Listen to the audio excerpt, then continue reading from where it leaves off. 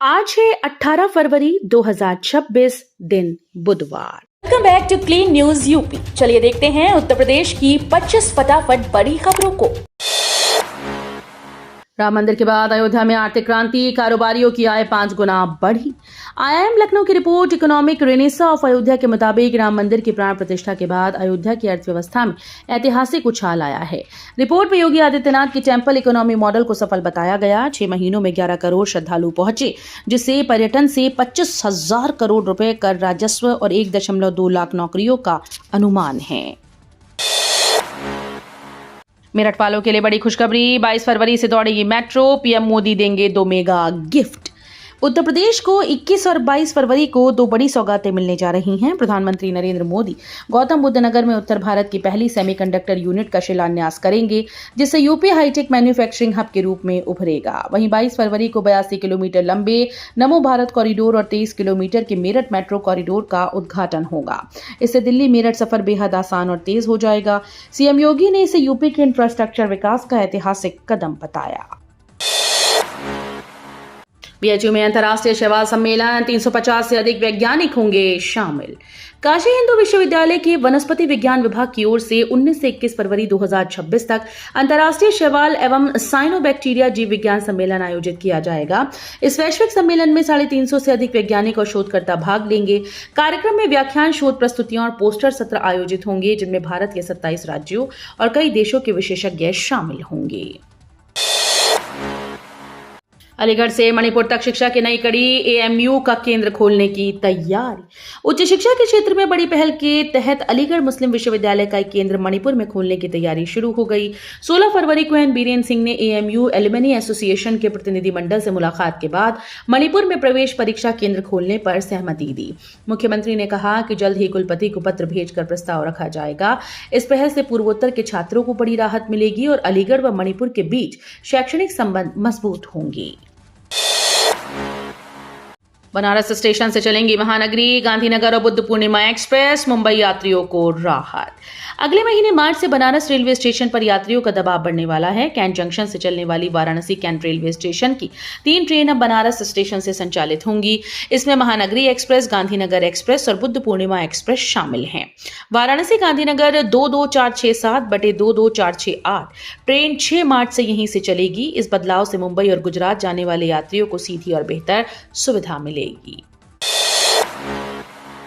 फरवरी अंत में काशी दौरे पर सीएम योगी रोपवे और गजारी स्टेडियम का करेंगे निरीक्षण।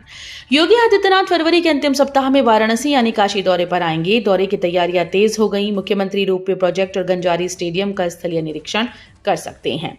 साथ ही कमिश्नरी आवास परिसर में बनने वाले मंडलीय एकीकृत कार्यालय भवन की समीक्षा करेंगे। Solar park, sewerage treatment plant, signature rail, road, bridge और नगर निगम के नए सदन भवन की प्रगति भी परखी जाएगी। यूपी बोर्ड परीक्षा 2026 शुरू, 53 लाख छात्र, सख्त निगरानी और जैमर की व्यवस्था। उत्तर प्रदेश माध्यमिक शिक्षा परिषद की हाई स्कूल और इंटरमीडिएट परीक्षाएं आज 18 फरवरी से शुरू हो गईं, जो 12 मार्च तक चलेंगी। इस वर्ष 53 लाख से अधिक छात्र 8,033 केंद्रों पर परीक्षा दे रहे हैं। नकल रोकने के लिए सीसीटीवी, वेबकास्टिंग और राज्य स्तरीय कंट्रोल रूम सक्रिय है। 222 अति संवेदनशील केंद्र चिन्हित किए गए, जबकि प्रयागराज समेत 20 जिलों में मोबाइल जैमर लगाए गए। करीब 1000 संदिग्धों के नंबर सर्विलांस पर हैं। अब नील टीडीएस आवेदन होंगे ऑनलाइन। रिटर्न सुधार के लिए सिर्फ 2 साल की समय सीमा। Kanpur income tax bar association की गोष्ठी में टीडीएस से जुड़े नए प्रावधानों पर अहम जानकारी दी गई। वक्ताओं ने बताया कि छोटी या नील टीडीएस कटौती के आवेदन अब ऑनलाइन किए जाएंगे। साथ ही टीडीएस रिटर्न में गलती सुधारने और संशोधित रिटर्न दाखिल करने की समय सीमा घटाकर केवल 2 वर्ष कर दी गई। सीए विशाल खन्ना ने आयकर अधिनियम 1961 की 43 धाराओं का उल्लेख किया। यूपी में बदलेगा मौसम का खेल, 24 घंटे में इन जिलों पर बारिश का अलर्ट।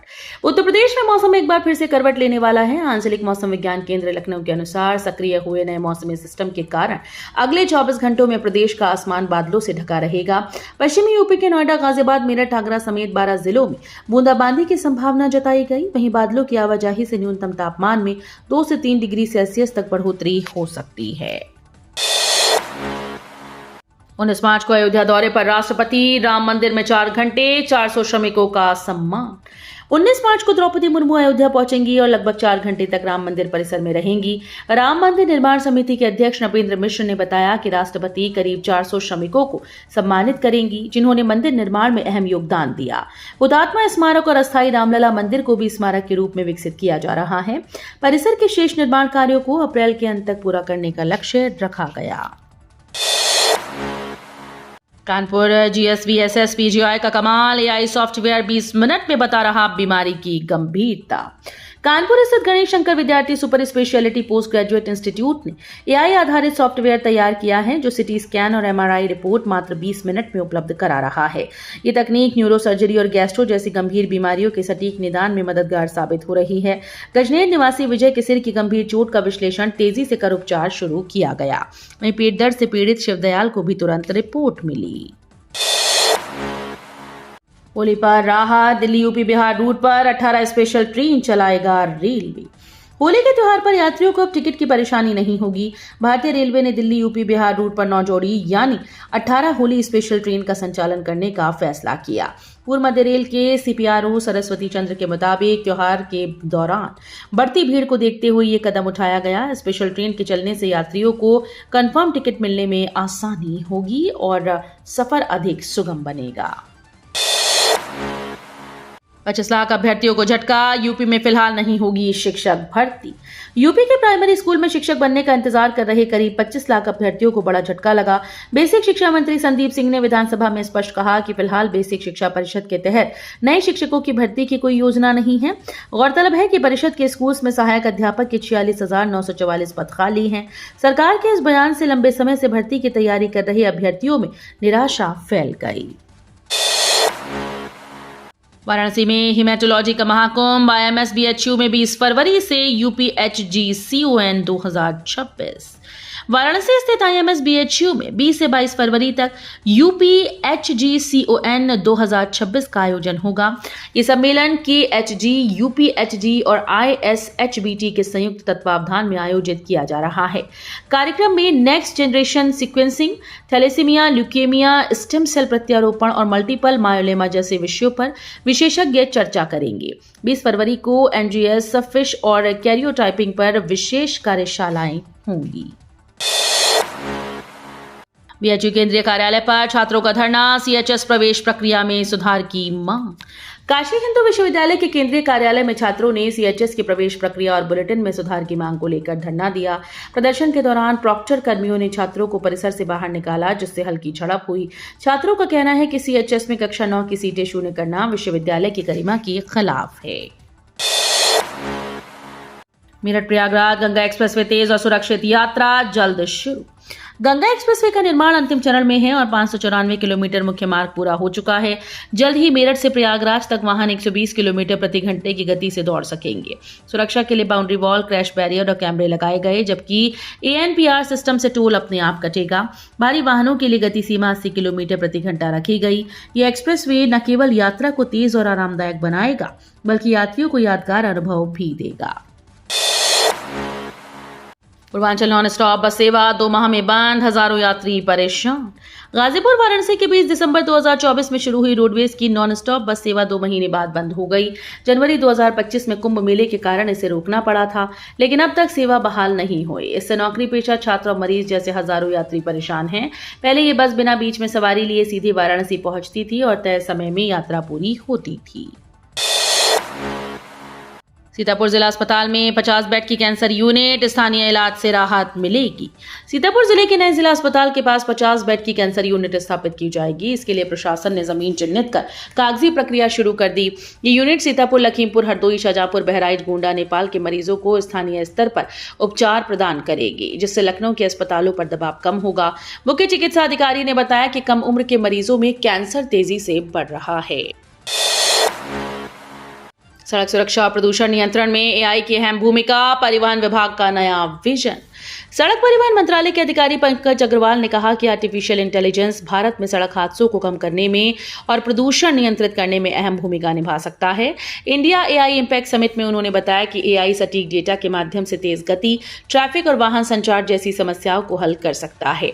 इसके साथ ही स्कूल्स में ड्राइविंग को पाठ्यक्रम में शामिल करने से सड़क सुरक्षा और जागरूकता बढ़ाने में मदद मिलेगी। यमुना सिटी में 4000 नए फ्लैट, ईडा ने 3 ग्रुप हाउसिंग भूखंड किए आवंटित। यमुना सिटी में 3 नए ग्रुप हाउसिंग भूखंड आवंटित किए गए, जिन पर 4000 से अधिक फ्लैट तैयार किए जाएंगे। यमुना एक्सप्रेसवे औद्योगिक विकास प्राधिकरण ने इन भूखंडों की बोली में रिजर्व प्राइस से करीब 106.11 करोड़ रुपए अधिक की आमदनी की। वर्ष 2025 में शुरू हुई ग्रुप हाउसिंग योजना के तहत कुल 16 भूखंडों पर आवेदन मांगे गए थे, लेकिन केवल 3 भूखंडों पर 2 अधिक बोली लगी। मायावती ने चुनावी रणनीति तेज की, पार्टी में बड़े फेरबदल और नई जिम्मेदारियां तय। बहुजन समाज पार्टी के राष्ट्रीय अध्यक्ष मायावती ने विधानसभा चुनाव 2027 से पहले बड़े संगठनात्मक बदलाव किए। उन्होंने पार्टी को मजबूत करने के लिए कई प्रमुख नेताओं को नई जिम्मेदारियां सौंपी। इसमें उत्तर प्रदेश के बड़े मंडल और दूसरे राज्यों के प्रभार शामिल हैं। पार्टी का मुख्य उद्देश्य जमीनी स्तर पर कार्यकर्ताओं को सक्रिय करना और संगठन को मजबूत करना है। खासतौर पर भतीजे आकाश आनंद के ससुर को सौंपी गई बड़ी जिम्मेदारी मायावती की रणनीति को और असरदार बनाती है। सीएम योगी का बड़ा दावा। उत्तर प्रदेश विधान परिषद में मुख्यमंत्री योगी आदित्यनाथ ने प्रदेश की उपलब्धियों का ब्यौरा पेश किया। उन्होंने कहा कि यूपी पारंपरिक विकास से आगे बढ़कर भविष्य की अर्थव्यवस्था का नेतृत्व कर रहा है। मुख्यमंत्री ने इलेक्ट्रिक व्हीकल्स सेक्टर में प्रदेश की बढ़ती ताकत पर जोर देते हुए कहा कि देश में बिक रहे कुल ईवी में उत्तर प्रदेश की हिस्सेदारी 19% से अधिक है। खासतौर पर तिपहिया ईवी में प्रदेश की भागीदारी 40% से ऊपर है। पीएम आवास 2.0 में नया बदलाव, समय से पहले निर्माण पर लाभार्थी को 10,000 रुपए बोनस।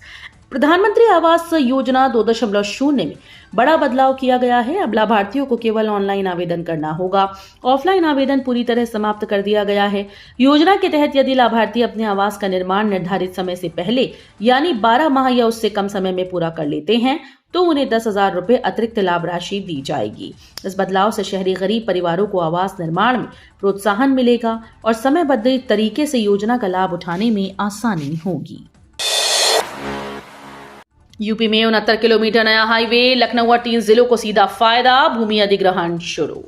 लखनऊ, चिन्हट से बाराबंकी और 3 जिलों को जोड़ने वाला 69 किलोमीटर लंबा नया हाईवे मंजूर हो गया है। ये मार्ग लखनऊ के कुर्सी रोड और अयोध्या लखनऊ किसान पथ के साथ सीतापुर, लखीमपुर और बहराइच में यातायात दबाव कम करेगा। लखनऊ बाराबंकी सीतापुर 4 लेन के लिए भूमि अधिग्रहण 3 चरणों में आगे बढ़ रहा है।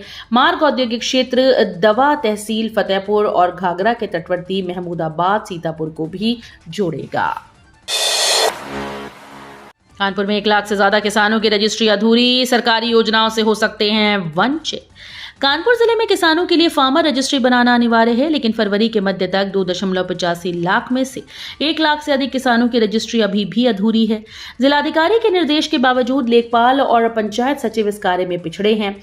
अभी तक केवल 1,68,334 किसानों की रजिस्ट्री बन पाई है। तो ये थी आज की 25 फटाफट बड़ी खबरें। अगर आपको न्यूज पसंद आई हो तो वीडियो को लाइक और शेयर जरूर करें। धन्यवाद।